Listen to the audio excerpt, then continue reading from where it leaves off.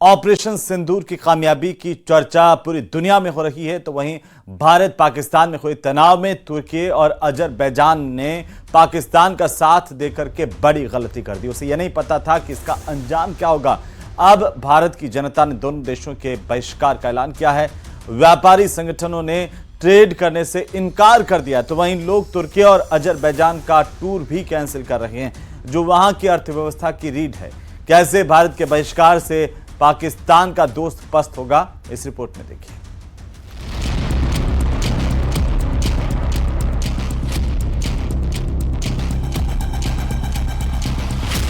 आतंक के खिलाफ भारत के ऑपरेशन सिंदूर में तुर्की ने आतंकिस्तान का साथ दिया, जिसके बाद अब भारत में तुर्की के खिलाफ जबरदस्त गुस्सा है। भूकंप के समय भारत ने ही तुर्की को सबसे पहले मदद भेजी थी, लेकिन आतंकी देश पाकिस्तान के साथ खड़े होकर उसने अपना असली चेहरा दिखा दिया। अब भारत में टर्की का विरोध जोर पकड़ रहा है। टर्की के सामान का लोग बहिष्कार कर रहे हैं। पुणे में व्यापारियों ने तुर्की से सेब खरीदना बंद कर दिया है। देखिए, बिल्कुल हमने बायकॉट कर दिया है। तुर्की के किसी भी जो है प्रोडक्ट है, सेब थे, बाकी और फल आते थे वहाँ से, जो भी है, क्योंकि तुर्की ने जो है पाकिस्तान का जो साथ दिया। तकरीबन 1200-1400 करोड़ का व्यापार तुर्की से सेब का होता है हमारा, इंडिया का, फ्रूट्स का और सेब का, और 2-4 चीजें हैं उसमें, दो तीन फ्रूट और आते हैं तुर्की से। तो हम लोगों ने ये डिसाइड कराया कि जैसे कि इसने पाकिस्तान का सपोर्ट किया है, तो यानी कि तुर्की ने भी आतंकवाद का सपोर्ट किया है। तो इसलिए हमने उससे जितने भी अपना व्यापारिक संबंध है सब तोड़ने का फैसला लिया है। और तुर्की के सेबों का कारोबार आमतौर पर एक सीजन में 1000 करोड़ से 1200 करोड़ रुपए तक होता है। व्यापारी संगठन कैट ने भारतीय व्यापारियों और नागरिकों से तुर्की और अजरबैजान की यात्रा करने का बहिष्कार करने का आह्वान किया है। साथ ही तुर्की और अजरबैजान के प्रोडक्ट के विरोध की बात कही है। लगभग 3 लाख भारतीय प्रतिवर्ष तुर्की जाते हैं और लगभग 2.5 लाख भारतीय प्रतिवर्ष लगभग अजरबैजान जाते हैं। हमने पाकिस्तान का समर्थन किया है, तो कोई भी पाकिस्तान का समर्थन करेगा तो भारत के व्यापारियों का प्रेम उनके साथ नहीं हो सकता। इसलिए हमने पूरे देश के व्यापारियों से और लोगों से आग्रह किया है कि अब वो समय आ गया है जब इन दोनों देशों को सबक सिखाया जाए और तुर्की और अजरबैजान की यात्राओं से का पूर्ण रूप से बहिष्कार किया जाए। जिस तरह तुर्की ने बेशर्मी के साथ पाकिस्तान का साथ दिया, उसके बाद भारत में लोग बहुत नाराज हैं। कई ट्रेवल एजेंसियों ने भी तुर्की और अजरबैजान के ट्रेवल पैकेज रद्द कर दिए हैं। निवेश की बात करें तो तुर्की का भारत में कुल निवेश लगभग 210 मिलियन अमेरिकी डॉलर है। इसके अलावा तुर्की और अजरबैजान में सबसे ज्यादा टूरिस्ट भारत से जाते हैं, जो वहाँ के अर्थव्यवस्था को मजबूत करता है। ऐसे में अगर भारत पूरी तरह से इसका बहिष्कार करता है, तो पाकिस्तान का साथ देने वाले तुर्की को बहुत बड़ा नुकसान होना लाजमी होगा। Bureau report, news 18।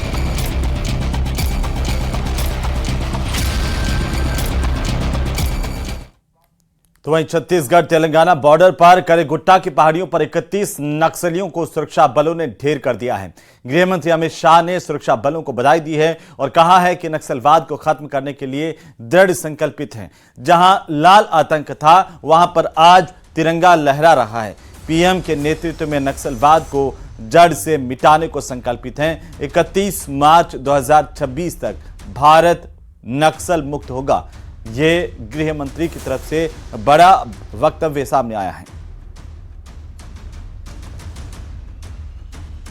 तो गृह मंत्री अमित शाह की तरफ से बधाई दी गई है सुरक्षा बलों को और कहा गया कि नक्सल फ्री भारत के संकल्प में यह एक ऐतिहासिक सफलता है। सुरक्षा बलों ने नक्सलवाद के विरुद्ध अब तक के सबसे बड़े ऑपरेशन में छत्तीसगढ़ तेलंगाना सीमा के कुरगट्टालू पहाड़ पर 31 कुख्यात नक्सलियों को मार गिराया है। मात्र 21 दिनों में यह अभियान पूरा हुआ है और उन्होंने लिखा है कि मुझे अत्यंत हर्ष है कि इस ऑपरेशन में सुरक्षा बलों में एक भी कैजुअलिटी नहीं हुई है।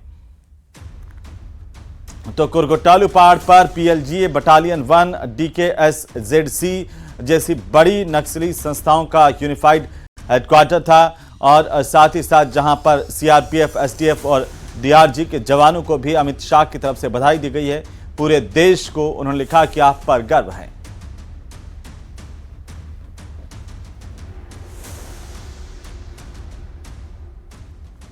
तो एक तरफ ऑपरेशन सिंदूर और दूसरी तरफ सुरक्षा बल स्थानीय स्तर पर भी आतंकवाद को घेरने में जुटे हुए हैं। जम्मू कश्मीर के शोपियां में मंगलवार को बड़े अभियान के दौरान लश्कर के 3 आतंकियों को ढेर किया गया।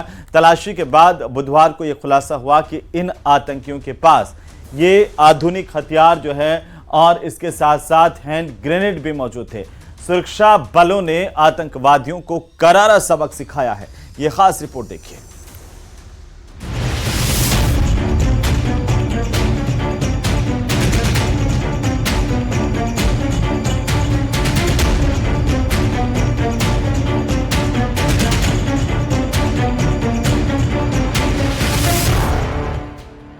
आतंक के खिलाफ भारतीय सुरक्षा बलों का अभियान लगातार जारी है। जम्मू कश्मीर के शोपियां में मंगलवार को सुरक्षा बलों ने मुठभेड़ के दौरान 3 आतंकवादियों को मार गिराया।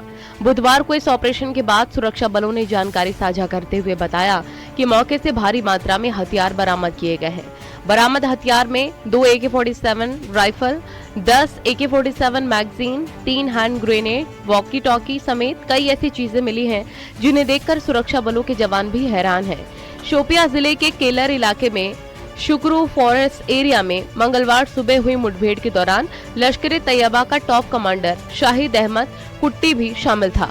किलर ऑपरेशन में सुरक्षा बलों को एक बड़ी कामयाबी हुई थी जिसमें 3 आतंकवादी मारे गए थे और आज यहाँ पे उनसे जो गोला बारूद हथियार जो जब्त किया गया है उसको दिखाया गया है। 20RR ने एक बहुत बड़ा काम अंजाम दिया क्योंकि शाहिद कुट्टी जो पिछले 6 सालों से सक्रिय था और कई इन्वॉल्वमेंटों में शामिल थे, चूंकि सुरक्षा एजेंसीज का ये मानना था इन्होंने कई बड़े अटैक अंजाम दिए और कल उसको भी मार गिराया गया है। और आप देख सकते हैं कि यहाँ पे जो है विजुअल्स में ये है, हम दिखाने की कोशिश करेंगे थोड़ा। आप देख सकते हैं कि यहाँ पे जो है बिल्कुल यहाँ पे उनके जो हथियार है AK-47 यहाँ पे दिखाना चाहेंगे आपको। आप देख सकते हैं कि किस तरह यहाँ पे उनके जो बैग्स है वो यहाँ पे AK-47 2 और कुछ नकदी पैसे, 3 हैंड ग्रेनेड और बहुत सारे मैगजीन यहाँ पे जब्त कर लिए गए। उनसे बिस्किट है, खाने पीने के सामान है, मोबाइल है और सारी जो ये यहाँ पे जो रिकवरी की गई है उनसे वो रिकवरी यहाँ पे मीडिया के सामने रखी गई है।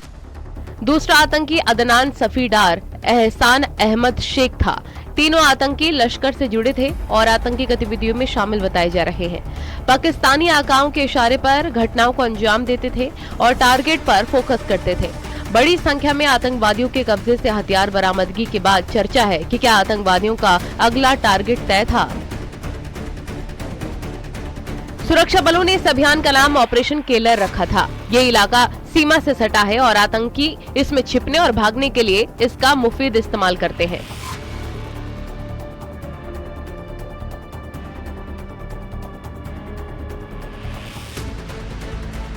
ऑपरेशन केलर आतंकी ढेर। सुरक्षा बलों ने 3 आतंकवादियों को ढेर किया। लश्कर का टॉप कमांडर शाहिद कुट्टी ढेर, अदनान साफीडार, एहसान अहमद शेख मारा गया। केलर ब्लॉक में सुरक्षा बलों का स्पेशल ऑपरेशन घने जंगलों से घिरा है। सुक्रू फॉरेस्ट का इलाका, बॉर्डर पार करने के लिए मुफीद है ये इलाका। 100 मीटर दूर से भी हलचल देख पाना मुश्किल। आतंकवादियों को लोकल सपोर्ट भी मिलता है।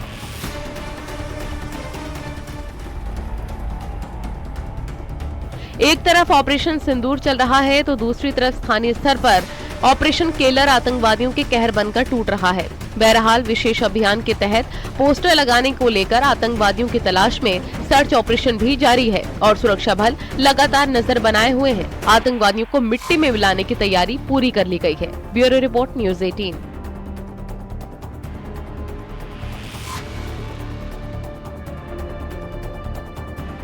तो उधर भारत के जवाबी हमले में तबाह हुए पाकिस्तान के कई एयरबेस की ताजा सैटेलाइट तस्वीरें सामने आई है। इससे एक तरफ तो भारतीय सेना की क्षमता पूरी दुनिया के सामने साबित हुई है, तो वहीं दूसरी तरफ पाकिस्तान के झूठ को इन तस्वीरों ने पूरी दुनिया के सामने बेनकाब कर दिया है। जिस तरह की ये तस्वीरें हैं, ये खास रिपोर्ट देखिए।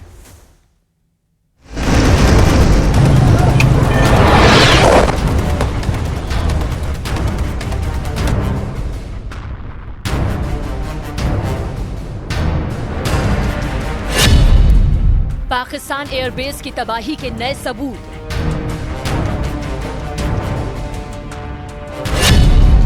पाकिस्तान में भारी तबाही की नई तस्वीरें।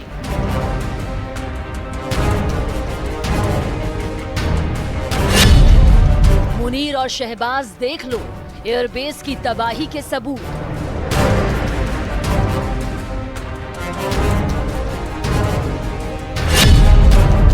सुकूर नूर खान भोलारी एयरबेस तबाह होने के सबूत।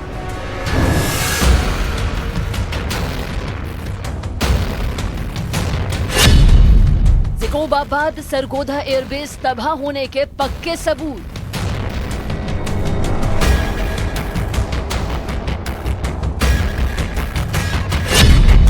विदेशी एजेंसी मैक्सर ने जारी की सैटेलाइट तस्वीरें।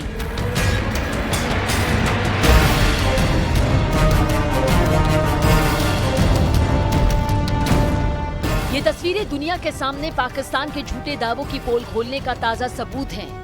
जी हां, भारत पाकिस्तान के बीच हाल ही में हुए सैन्य टकराव के बाद अब दुनिया की मशहूर विदेशी private satellite company Maxar technologies ने तस्वीरें जारी की हैं, जिनमें साफ तौर पर देखा जा सकता है कि भारतीय वायुसेना की सटीक और पावरफुल स्ट्राइक ने पाकिस्तान के कई एयरबेस को बुरी तरह नेस्तनाबूद कर दिया। सैटेलाइट कंपनी की इन हाई क्वालिटी की तस्वीरों को पाकिस्तान के सेना प्रमुख आसिम मुनीर और पीएम शहबाज शरीफ को भी देखना चाहिए, जिनकी जुबान झूठे दावे करती नहीं थकती।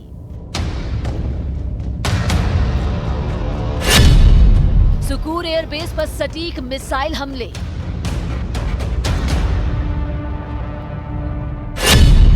सुकूर एयरबेस का रनवे और हैंगर तबाह। भारतीय वायुसेना ने ऑपरेशन सिंदूर के तहत पाकिस्तान के सुकूर एयरबेस पर सटीक मिसाइल हमले किए, जिसमें रनवे और हैंगर तबाह हो गया। मैक्सर सैटेलाइट तस्वीरों से हमले की पुष्टि हुई और इंडियन एयरफोर्स की ये स्ट्राइक पाकिस्तान की सैन्य क्षमताओं को कमजोर करने में अहम साबित हुई। जहां F-16, AB, block 15 ADF fighter jet संचालित किए जाते हैं और पाकिस्तान की सदर्न एयर कमांड का अहम हिस्सा है। पाकिस्तान वायुसेना की लाइफलाइन पर निशाना।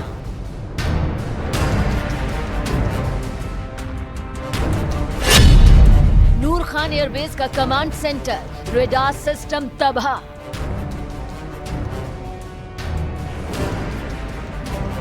इस्लामाबाद के नूर खान एयरबेस पर भी भारतीय वायुसेना के हमलों से पाकिस्तान को जबरदस्त तबाही झेलनी पड़ी। भारतीय वायुसेना के हमले में नूर खान एयरबेस के रनवे, कमांड सेंटर और रडार सिस्टम को भारी नुकसान पहुंचा। दूसरे शब्दों में कहें तो नूर खान एयरबेस पर भारतीय वायुसेना के हमले ने पाकिस्तान की कमर तोड़ दी। नूर खान एयरबेस को इस्लामाबाद से महज 10 किलोमीटर दूर पाकिस्तान का सैन्य प्रमुख बेस बताया जाता है। साथ ही इस्लामाबाद इंटरनेशनल एयरपोर्ट को चारों तरफ से घेरे हुए है। ये बेस सैन्य ऑपरेशन, VIP ट्रांसपोर्ट और एयर फ्यूलिंग के काम आता था। इसी बेस पर कई ट्रांसपोर्ट स्क्वाड्रन की तैनाती थी और वहां पर पाकिस्तान वायुसेना के अफसरों को ट्रेनिंग भी दी जाती थी। इस बेस को पाकिस्तान वायुसेना की लाइफलाइन भी कहा जाता है। भोलारी एयरबेस को सबसे ज्यादा नुकसान, पाकिस्तान की हवाई क्षमताओं को झटका। भारतीय वायुसेना की कार्रवाई में पाकिस्तान के भोलारी एयरबेस को काफी नुकसान पहुंचा। सैटेलाइट तस्वीरों में बमबारी के निशान साफ दिख रहे हैं, जिससे पाकिस्तान की रणनीतिक हवाई क्षमताओं को बड़ा झटका लगा। शहबाज एयरबेस को भारी नुकसान, एयर डिफेंस सिस्टम और रडार नेस्तनाबूद। इसी तर्ज पर भारतीय एयरफोर्स की स्ट्राइक में ज़ैकोबाबाद के शहबाज एयरबेस को भी गंभीर नुकसान पहुंचा। यहां एयर डिफेंस सिस्टम तबाह कर दिया गया और रडार को भी नुकसान पहुंचा। पाकिस्तान का एयर ऑपरेशनल सिस्टम लगभग ठप हो गया। ज़ैकोबाबाद एयरबेस अंतर्राष्ट्रीय सीमा से लगभग 200 किलोमीटर दूर है। ये राजस्थान के लोंगेवाला से पश्चिम में पाकिस्तान के सिंध प्रांत में है। सरगोधा एयरबेस पर भारी तबाही, रनवे पर बने गड्ढे और हैंगर ध्वस्त। भारतीय वायुसेना की सटीक स्ट्राइक में PF सरगोधा बेस को भारी नुकसान पहुंचा। रनवे पर गड्ढे, ध्वस्त हैंगर और जली हुई संरचनाएं स्पष्ट दिखी। मैक्सर की बाद की तस्वीरों में तबाही का स्तर साफ नजर आया। जिससे पाकिस्तान की वायुसेना क्षमताएं बुरी तरह प्रभावित हुई। 22 अप्रैल पहलगाम में हुए आतंकी हमले के बाद भारत ने ठीक 14 दिन में 7 मई को मिसाइल हमला करके पाकिस्तान और पीओके में मौजूद लश्कर और जैश के 9 आतंकी ठिकानों को पूरी तरह तबाह कर दिया था। इसके बाद भारत ने 10 मई को कम से कम 8 पाकिस्तानी ठिकानों पर सटीक हमले किए थे, जिसमें इंफ्रास्ट्रक्चर और ग्राउंड पर काफी नुकसान हुआ है, जिसे नई सैटेलाइट तस्वीरें साफ तौर पर बयां कर रही हैं कि भारत की सैन्य कार्रवाई में पाकिस्तान को किस हद तक नुकसान पहुंचा।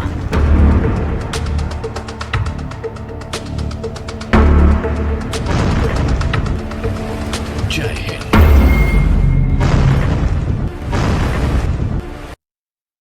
और इसी बीच देश के रक्षा मंत्री राजनाथ सिंह के जम्मू कश्मीर दौरे को लेकर इस वक्त की सबसे बड़ी खबर मिल रही है। कल रक्षा मंत्री राजनाथ सिंह जम्मू कश्मीर जाएंगे। रक्षा मंत्री जम्मू के कुछ इलाकों का दौरा करेंगे और यहां पर एलओसी के पास रहने वाले लोगों से रक्षा मंत्री राजनाथ सिंह मुलाकात करेंगे। इस वक्त की सबसे बड़ी खबर, एलओसी पर पाक सेना ने नागरिकों को निशाना बनाया था। उसके बाद रक्षा मंत्री वहां पर एलओसी के पर रहने वाले लोगों से मुलाकात करने के लिए पहुंच रहे हैं। जम्मू कश्मीर के दौरे पर इस वक्त ये बड़ी जानकारी है, बड़ी खबर। रक्षा मंत्री राजनाथ सिंह का जम्मू कश्मीर का दौरा, जहां पर कल रक्षा मंत्री जम्मू के कुछ इलाकों का दौरा करेंगे, लोगों से मुलाकात करेंगे और काफी संख्या में लोगों को निशाना बनाया गया था पाकिस्तान की तरफ से। और इसी दौरान आपको बता दें कि कई लोगों के घर टूटे, लोग हताहत हुए और अब तमाम लोगों से मुलाकात करने का कार्यक्रम रक्षा मंत्री राजनाथ सिंह का है।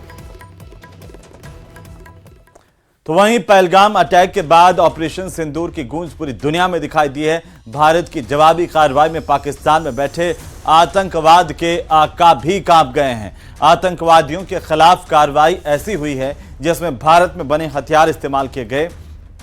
भारतीय सेना की तीनों इकाइयों ने ऐसा पराक्रम दिखाया है जिससे दुश्मन देश सहम गया, तर्रा उठा। रिपोर्ट देखिए।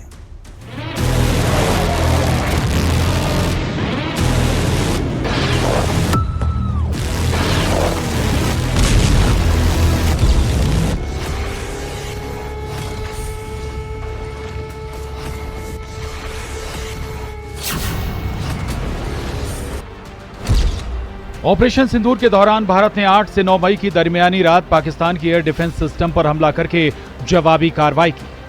भारत के निशाने पर सीधा लाहौर था। इस दौरान भारतीय सुरक्षा बलों के निशाने से पाकिस्तान की रूह कांप गई। आतंक के आकाओं को ऐसा सबक सिखाया गया जिसकी धमक कई साल तक आतंकियों के कानों में गूंजती रहेगी।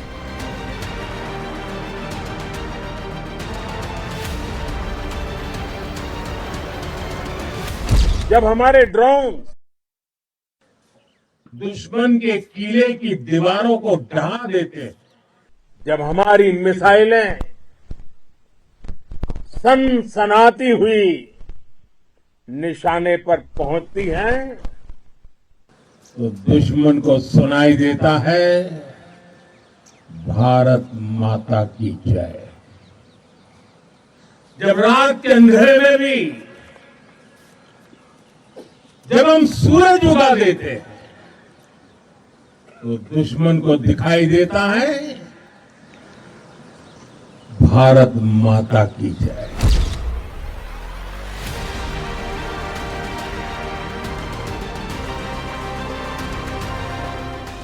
भारतीय सुरक्षा बलों ने जवाबी हमले में कई ऐसे हथियारों का इस्तेमाल किया जो आतंक के अड्डों की तबाही बन गए।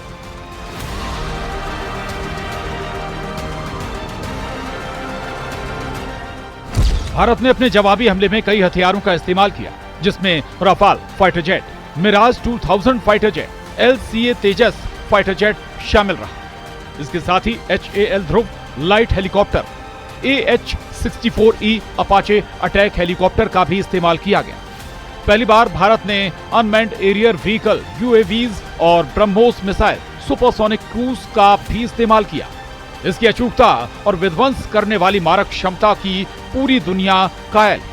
इसके अलावा भारत ने Astra AAM air to air missile, Akash SAM surface to air missile और पिनाका रॉकेट MLRS का भी इस्तेमाल किया।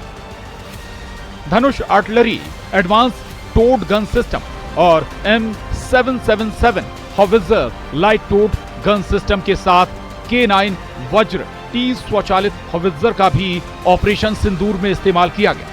भारतीय सेना ने T90 tank, 125 mm main gun और अर्जुन टैंक 120 राइल्ड गन का भी इस ऑपरेशन में इस्तेमाल किया। आकाश NG-400 long range SAM missile का भी इस्तेमाल किया।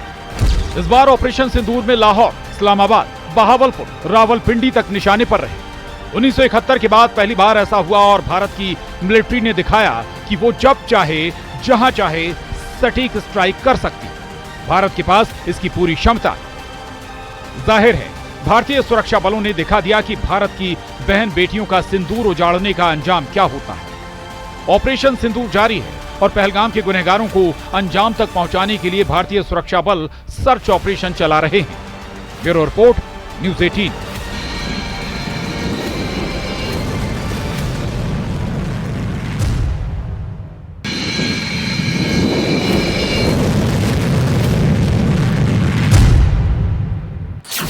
तो वहीं भारत की तरफ से सिंधु जल समझौता स्थगित करने के फैसले से परेशान पाकिस्तान ने एक बार फिर से भारत के सामने गिड़गिड़ाना शुरू कर दिया है।